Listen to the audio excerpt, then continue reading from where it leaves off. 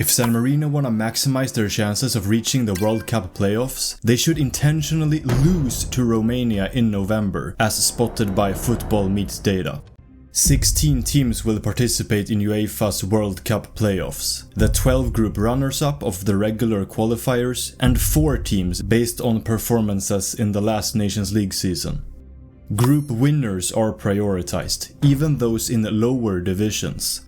Imagine if the winner of the championship qualified for the Champions League over the, for example, 4th best Premier League team. It's not that far off.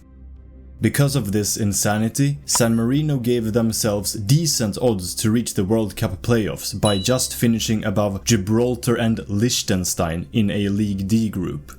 Spain, Germany, Portugal, France, England and Norway will surely finish top 2 in their qualifying groups, despite not all of them being mathematically confirmed. Although Wales are in 3rd now, they have a game in hand and will finish top 2 if they beat Liechtenstein away and North Macedonia in Cardiff.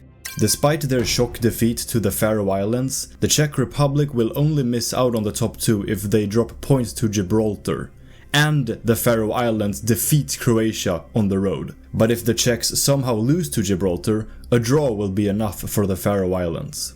In any case, the Czech Republic will almost certainly finish top 2. This brings us to Romania and their peculiar situation with San Marino, and to some extent Bosnia, who's in the same group and competing for the runner-up spot. If Bosnia fail to beat Romania on the penultimate matchday, San Marino are incentivized to lose to Romania, so the Romanians advance to the playoffs as a qualifying runner-up, which improves San Marino's odds of reaching the playoffs via the Nations League. Should Romania beat Bosnia, San Marino can lose to the Romanians by any scoreline for them to finish second, but if Romania and Bosnia draw, goal difference will matter. Kind of. Assuming Austria defeats Bosnia by just a single goal, even though they may very well score more, Romania will only have to beat San Marino by 3 goals. San Marino have lost by bigger margins in all matches except one so far in these qualifiers, so the importance of goal difference between Romania and San Marino should not be overestimated. But of course, any format that creates incentives to intentionally lose is fundamentally broken. It undermines the integrity of competition and makes a mockery of fair play. San Marino will almost certainly not lose intentionally though. Their players are better than that. When it comes to ethics, none of this is their fault. And even if every result goes San Marino's way in their group, the odds are now leaning against them. Sweden are not mathematically out of the top 2 in their group, but they'll reach the playoffs as a Nations League team with like 99% certainty, taking one of the 4 crucial berths. North Macedonia are currently top 2, but will most likely be overtaken by Wales and reach the playoffs through the Nations League. Northern Ireland will take the 3rd berth unless they defeat Slovakia on the road, leaving the last playoff spot to Moldova, not San Marino. As a Swede, this is devastating for me since San Marino is the only team we could realistically beat in the playoffs. I'm of course joking. The draw procedure makes it impossible for us to be in the same playoff path, regardless. But this qualifying format, as already noted, does make it possible for San Marino to benefit from scoring own goals. And this is not the first time in history where it's been in a team's best interest to do that. Over 3 decades ago, Barbados and Grenada competed for a spot at the 1994 Caribbean Cup. The qualifiers had a couple of controversial rules. Not only did tied group games go to extra time, but golden goals scored then counted as 2. Barbados needed to win their final match by at least 2 goals to advance. Grenada could afford to lose by 1 and still qualify. Deep into the match, Barbados led 2-0. Perfect. Until Grenada scored in the 83rd minute to make it 2-1. Oh dear, Barbados thought, we only have 10 minutes to score a third. But then it must have dawned on them. If the game goes to extra time, we'll have much more time to score. And thanks to the double value golden goal, scoring once would still be enough. So they did what any rationally insane team would do.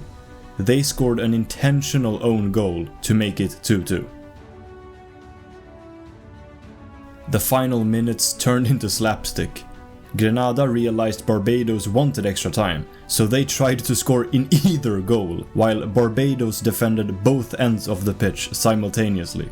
It worked, somehow. The match did go to extra time. Barbados scored the golden goal, which counted as 2, and they officially won 4-2, advancing on goal difference. They didn't achieve much at the final tournament though. The 1998 AFF Championship, aka Tiger Cup, was played in Vietnam, and they easily reached the semi-finals from Group B. The other group would finish the following day. Indonesia had already qualified for the semi-finals, while Thailand would secure advancement with a draw, but they would likely advance even with a loss to Indonesia. Finishing first in the group meant facing hosts Vietnam in Hanoi, a tough, hostile environment. Finishing second meant a, in theory, much easier path against Singapore. The logical move in the minds of Thailand and Indonesia was to avoid winning. The first half went as expected. Neither team seemed interested in winning. But the second half was surprisingly entertaining, at least based on highlights. Maybe they just got bored or something. Indonesia go in front, Thailand equalize. Indonesia restore their lead, Thailand level the score again. And eventually win, thanks to an insane and intentional Indonesian own goal. The Indonesians must have felt very slick, and we will surely reach the final now. Well, karma came back to bite them, because the perceived minnows Singapore beat Indonesia in the semi-finals and even won the entire tournament. Ha ha. There are more cases of intentional own goals, like when AS Adema defeated Solimyrn 149-0. Yes, you heard that right.